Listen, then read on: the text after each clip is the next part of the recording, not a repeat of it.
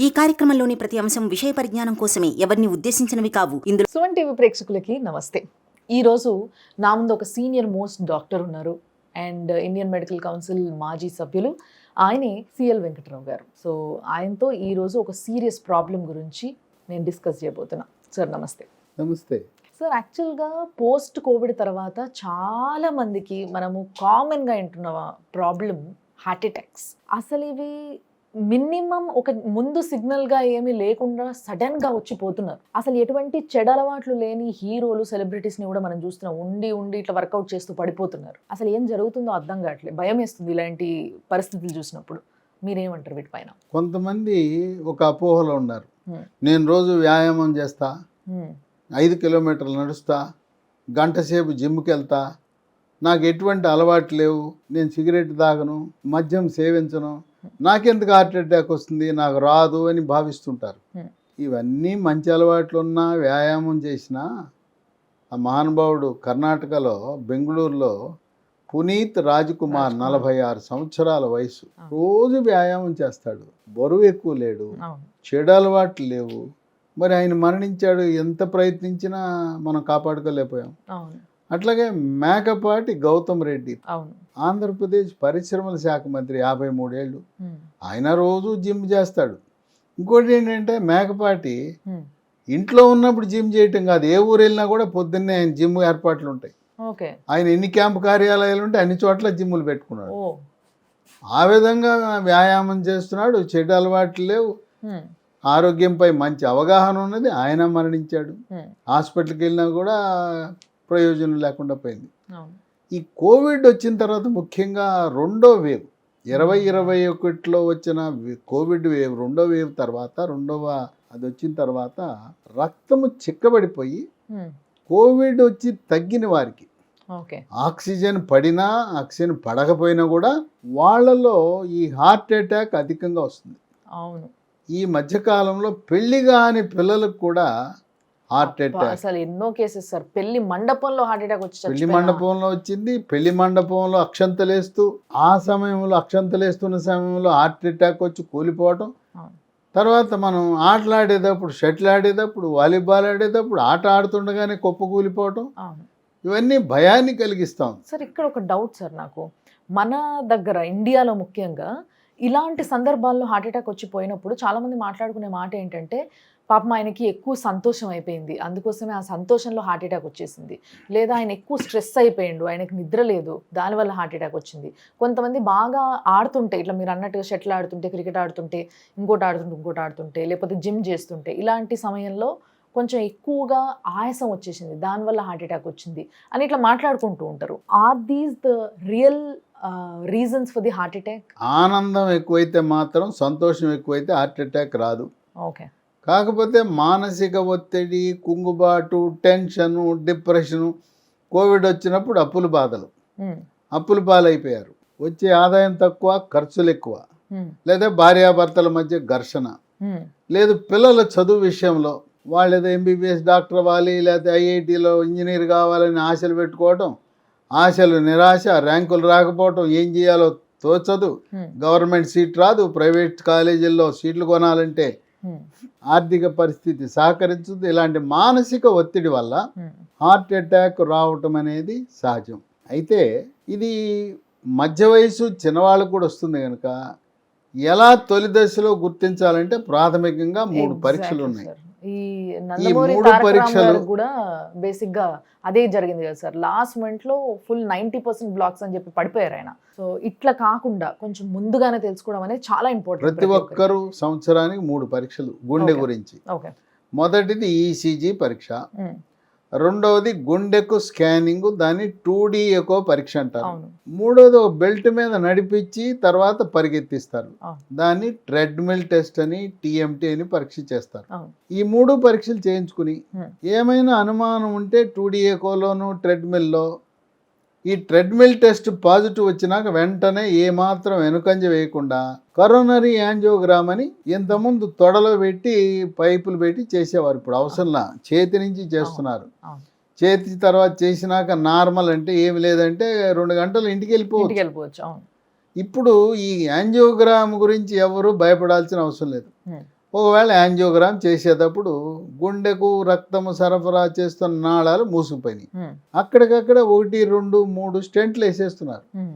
గతం ఏం చెప్పేవాళ్ళు అంటే ఒక నాళం మూసుకుపోతే స్టెంట్ వేయాలి, ఒకటి కంటే ఎక్కువ నాళం మూసుకుపోతే బైపాస్ ఆపరేషన్ చేయాలనేవారు. ఈ రోజున గుండె డాక్టర్లు, కార్డియాలజిస్టుల నైపుణ్యాలు, శాస్త్ర సాంకేతిక పరిజ్ఞానం ఏ స్థాయికి పెరిగిందంటే మనం గుండెకి 5 స్టెంట్లు కూడా వేసుకోవచ్చు. స్టెంట్తో సాధ్యము కానప్పుడు మాత్రమే బైపాస్ ఆపరేషన్ చేయించుకోవాలి. ఈ హార్ట్ అటాక్ అనేది సిగరెట్, ధూమపానం, సిగరెట్, బీడి, చుట్టా, గుట్కా, పాన్ పరాగు, నస్యము, జరదాకిల్లి లాంటి పొగాకు ఉత్పత్తుల్లో ఉండే నికోటిన్ ప్రభావం వల్ల హార్ట్ అటాక్ అధికంగా వస్తుంది. మద్యము సేవించే వారికి కూడా హార్ట్ అటాక్ అధికంగా వచ్చే అవకాశం ఉంది. కనుక ఈ దురలవాట్లు హార్ట్ అటాక్ వచ్చేలా చేస్తుంది. ముఖ్యంగా పొగ తాగేవాళ్ళు అవి మానకుండా నేను స్టెంట్లు వేయించుకున్నాను, బైపాస్ చేయించుకున్నా, మళ్ళీ మూసుకుపోతాయి. స్టెంట్లు మూసుకుపోతాయి, బైపాస్ ఆపరేషన్ కూడా ఉపయోగం ఉండదు. ఇంకోటి ఏంటంటే ప్రపంచవ్యాప్తంగా ఈ హార్ట్ అటాక్ ఒకటి కోవిడ్ కారణమే.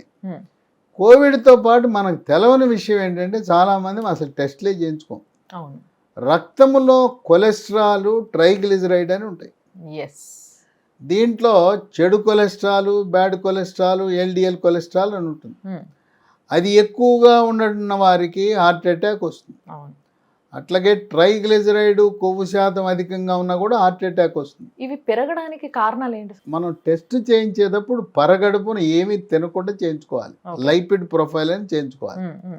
ఇవి పెరగడానికి కారణం ఏంటంటే కొంతమందికి వంశపారంపర్యంగా ఈ కొవ్వు శాతము, చెడు కొలెస్ట్రాల్ అధికంగా ఉంటాయి. ఇక రోజు మన వాళ్ళకి ఏంటి ఇష్టం అంటే ఎక్కువ ఫ్రైలు, రోస్ట్లు తింటారు. ఈ ఫ్రైలు, రోస్ట్లు తింటూ నూనెలో ముంచి వండిన వంటకాలు, టిఫిన్లు కూడా ఇడ్లీ మంచిది, దోశ మంచిది, కానీ గారి, వడ, పూరి లాంటివి నూనె పీల్చేస్తాయి. మీరు ఎప్పుడన్నా చూడాలంటే ఒక విషయం చెప్తాను, మీరు గారిని, వడని తీసుకుని గట్టిగా పిసకండి, చుక్కల చుక్కల కింద దార కింద నూనె గారిపోతుంది, పీల్చేస్తాయి. కనుక ఆ నూనెలో ముంచే టిఫిన్లు కానీ, ఫ్రైలు, రోస్ట్లు, చేప తింటే చేప పులుసు తినండి, బాయిలర్ చికెన్ తింటే బాయిలర్ చికెన్ కర్రీ తినండి, అంతేగాని రోస్ట్లు, ఫ్రైలు తింటే ఈ కొలెస్ట్రాల్లో సమస్య వస్తుంది, చెడు కొలెస్ట్రాల్ శాతం పెరిగిపోతుంది. అండ్ ఇంకోటి, మనం రెగ్యులర్గా వాడుకునే నూనెలో కూడా కొన్ని చేంజెస్ చేయడం అనేది క్యాజువల్గా మనం చూస్తున్నాం. నూనెలు మనం కంపెనీ నూనెలు తెచ్చుకుంటున్నాం. ఈ కంపెనీ నూనెలు కాకుండా మన గతంలో ఎద్దు గానుగలు ఉండేవి. ఆ ఎద్దు బదులుగా ఇప్పుడు కరెంటు గానుగలు మనకు అన్ని చోట్ల దొరుకుతున్నాయి. గానుగ దగ్గరికి వెళ్ళి నూనె తెచ్చుకుని వాడండి. ఏ నూనె వాడాలంటారు సార్? ఏ నూనె అంటే మనం ఒక నూనె కాకుండా అన్ని రకాల నూనెలు వాడాలి. అదెట్ట సాధ్యం అంటే టిఫిన్కి ఒక నూనె వాడండి, తర్వాత 2 రకాల కూరలు వండారు, ఒక కూరకు ఒక నూనె, ఇంకో కూరకు ఒక నూనె. కొంతమంది అడుగుతారు నూనెలు కలపమంటారా అంటారు. నూనెలు కలపద్దు, ఒక్కొక్క రకం నూనె ఒక్కొక్క వంటకు వాడండి. అలా దీనికి మనకి ఉన్న నూనెల్లో అసలు ప్రపంచంలో ది బెస్ట్ కింగ్ లాంటి నూనె ఒకటి ఉంది. అది ఆలివ్ నూనె. కొంచెం ఖరీదు ఎక్కువే, అయినా అంటారు కదా సార్, ఆలివ్ ఆయిల్ ఎప్పుడు ఎక్కువగా కుక్ చేయొద్దు అని అంటారు. లేదు, ఆలివ్ నూనె దానిని మించిన నూనె లేదు ప్రపంచంలో. ఆలివ్ నూనెని అమెరికా, గల్ఫ్, పాశ్చాత్య దేశాలు అధికంగా వాడతారు. అయితే దీంట్లో ఏంటంటే కొద్దిగా ఖరీదు ఎక్కువ. దీంట్లోనే ఆలివ్ నూనెలో ఎక్స్ట్రా వర్జిన్ ఆలివ్ నూనె అని ఉంటుంది, అది ఇంకా ఖరీదు ఎక్కువ. ఖరీదు మినహాయించి ఆలివ్ ఆయిల్, అది కూడా మనము కూరలు వండుకోవాలి, పులుసు వండుకోవాలి, ఫ్రైలు, రోస్ట్లు తినకుండా ఉండాలి. ఈ కొలెస్ట్రాల్ని నియంత్రించడానికి స్టాటిన్ అని, అటర్వాస్టాటిన్ అని, రోజువాస్టాటిన్ అనే మందులు, అల్లోపతి మందులు, రసాయనాలతో చేసిన మందులు ఉన్నాయి. అవి వాడితే అనేకమైన సైడ్ ఎఫెక్ట్స్, ముఖ్యంగా పిక్కలు పట్టేస్తాయి. రాత్రి నిద్రపోతూ ఉండగా సడన్ గా పిక్క పట్టేస్తుంది, ఇక అయిపోయింది అంతే, ఇక నిద్ర ఉండదు, ఏముండదు, ఆ పిక్క పట్టి గట్టిగా అయిపోద్ది కండ. అలాంటి సమస్య రాకుండా ప్రకృతి ప్రసాదించిన మొక్కల నుంచి చెడు కొలెస్ట్రాల్ని నియంత్రించడానికి, కొవ్వు శాతము ట్రైగ్లిజరైడ్ నియంత్రించడానికి లీ ఫార్మా అనే కంపెనీ వాళ్ళు ఒక టాబ్లెట్ను తయారు చేశారు. ఇది లైఫోస్టెరాల్. ఈ లైఫోస్టెరాల్ ఏంటి? ఇవన్నీ ప్రకృతి నుంచి లభించినవి. దీంట్లో వెల్లుల్లి ఉంటుంది, పసుపు నుంచి వచ్చిన కర్కుమెన్ ఉంటుంది. దీని తయారీలో మెంతులు వాడతారు. అసలు రసాయనాలనే ఉండవు తయారీలో కానీ, నిల్వకు కానీ, దేనికి రసాయనాలు వాడరు. ఓకే. దీన్ని ఇతర మందులు, షుగరు, బీపీ, గుండె జబ్బుకు వాడే ఇతర మందులతో పాటు వాడచ్చు. ఇది ఉదయం ఒకటి, రాత్రి ఒకటి టాబ్లెట్ వాడాలి. ఇది వాడుతున్నప్పుడు ఇంకా అటర్వాస్టాటిన్, రోజువాస్టాటిన్ వాడవలసిన అవసరం ఉండదు. ఓకే. ఇది ఆ మందులు ఎలా పనిచేస్తాయి, ఇది కూడా అలా పనిచేస్తుంది. ఓకే. ఇది వాడిన వాళ్ళు ఇప్పుడు దాకా ఈ ఎల్డిఎల్, చెడు కొలెస్ట్రాల్ కంట్రోల్ కాని వాళ్ళు లైఫోస్టెరాల్ వాడకం ప్రారంభించిన చక్కగా నియంత్రణలోకి వచ్చింది. వంశపారంపర్యంగా ఈ చెడు కొలెస్ట్రాల్ అధికంగా ఉన్న వారికి కూడా చక్కటి పరిష్కారం అయింది. సో దీనివల్ల బ్లాక్స్ తగ్గే అవకాశం ఉందంటారా సార్? రక్తనాళాల్లో కొవ్వు పెరిగిపోయి హార్ట్ అటాక్, గుండె కండరాలకు రక్తం సరఫరా చేసే కరోనరీ ధమనిలో పేరుకుపోయి హార్ట్ అటాక్ వస్తుంది.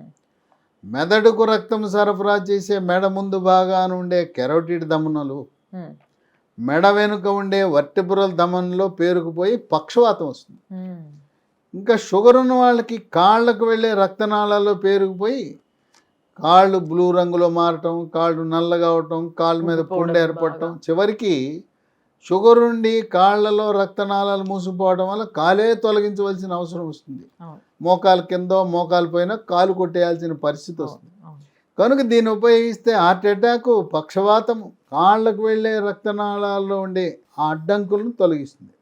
అంటే ఏర్పడకుండా నియంత్రిస్తుంది. అక్కడ అడ్డంకులు ఏర్పడిన తర్వాత కూడా ఆ కొవ్వు కరిగిపోయేలా ప్రభావితం చేస్తుంది. ఇది మార్కెట్లో కొత్తగా వచ్చింది. ఇది లభించేది ఎక్కడంటే అమెజాన్లో, ఆన్లైన్లో ఆర్డర్ పెట్టి తెచ్చుకోవచ్చు. ఇక దీనికి ప్రత్యేకంగా డాక్టర్ల ప్రిస్క్రిప్షన్ ఏమి అవసరం లేదు, వేసుకోవచ్చు. తర్వాత దీనికి ఎటువంటి సైడ్ ఎఫెక్ట్స్ లేవు. తర్వాత కంపెనీ వాళ్ళ వెబ్సైట్ lehealthdomain.com అనే దాంట్లో కూడా బుక్ చేసుకోవచ్చు. దీంతో పాటు మరొక 2 ఫోన్ నంబర్లు ఉన్నాయి, వాళ్ళకి ఫోన్ చేసి కొరియర్ ద్వారా తెప్పించుకోవచ్చు. 77021 22599 7702 222599 95028 97374 9502 97374 నంబర్లు. ఈ నంబర్లో తెప్పించుకోవచ్చు. ఈ నంబర్లు స్క్రీన్ పైన రావటమే కాకుండా డిస్క్రిప్షన్ బాక్స్, వీడియో డిస్క్రిప్షన్ బాక్స్లో కూడా ఉంటాయి. చూసి దీన్ని ఆర్డర్ పెట్టుకోవచ్చు. లైఫోస్టెరాల్ ఇది ఇప్పటికే మనం వాడుతున్న అటర్వాస్టాటిన్, రోజువాస్టాటిన్కి ప్రత్యామ్నాయంగా ప్రకృతి నుంచి, వృక్ష సంపద నుంచి తయారు చేసిన ఈ లైఫోస్టెరాల్ వల్ల హార్ట్ అటాక్ నియంత్రించడానికి, ముందు జాగ్రత్తగా రాకుండా కాపాడుకోవడానికి, వచ్చిన వాళ్ళు కూడా స్టెంట్లు వేసుకున్న వాళ్ళు, గుండెకి బైపాస్ ఆపరేషన్ చేసుకున్న వాళ్ళు, పక్షవాతానికి మందులు వాడుతున్నవారు, పక్షవాతం నుంచి కోలుకుంటున్నవారు, అలాగే కాళ్ళకు రక్త ప్రసరణ తగ్గిందని యాంజియోప్లాస్టీలు, స్టెంట్లు, అలాగే ఈ రక్తనాళాల శస్త్రచికిత్సలు, వాస్కులార్ సర్జరీ చేయించుకున్న వాళ్ళకి, తర్వాత షుగర్ ఉన్న వాళ్ళకి కాళ్ళ మీద పుళ్ళు ఉంటాయి, కాళ్ళ రంగు నల్లగా మారి ఉంటుంది. దాన్ని నల్లగా మారటాన్ని గ్యాంగ్రీన్ అంటారు. లేకపోతే కాలు వాచిపోయి ఉంటుంది. అలాంటి వారికి ఇది చాలా బాగా పనిచేస్తుంది. ఇది మనకి ప్రకృతి ప్రసాదించిన వరం. ట్యాబ్లెట్లను లీ ఫార్మా అనే కంపెనీ వాళ్ళు అధునాతనంగా తయారు చేసి మార్కెట్లో ప్రవేశపెట్టారు. డన్ సార్, తప్పకుండా. సో చాలా మందికి ఈ సమస్యలు, ఇప్పటి వరకు సార్ చెప్పిన అన్ని సమస్యలు ఫేస్ చేస్తున్న వాళ్ళు ఎటువంటి ప్రిస్క్రిప్షన్ అవసరం లేకుండా కొనుక్కోవచ్చు. అమెజాన్లో ఉంటాయి. And at the same time వాళ్ళ వెబ్సైట్, వాళ్ళ ఫోన్ నెంబర్స్ ఏవైతే ఉన్నాయో డిస్క్రిప్షన్ బాక్స్లో కూడా పెట్టడం జరుగుతుంది. అక్కడి నుంచి అయినా కాపీ చేసుకొని మీరు కాల్ చేయొచ్చు, లేదంటే స్క్రీన్ పైన కూడా మీకు వీళ్ళ నంబర్స్ అన్నీ కనిపిస్తూ ఉంటాయి. సో ఈ ప్రోడక్ట్స్ కొనుక్కోవచ్చు, హ్యాపీగా వాడుకోవచ్చు అని చెప్పి డాక్టర్ గారే చెప్తున్నారు కాబట్టి ఎక్కువ ఆలోచించకుండా హ్యాపీగా వాడండి, హెల్తీగా ఉండండి. Sir, thank you so much.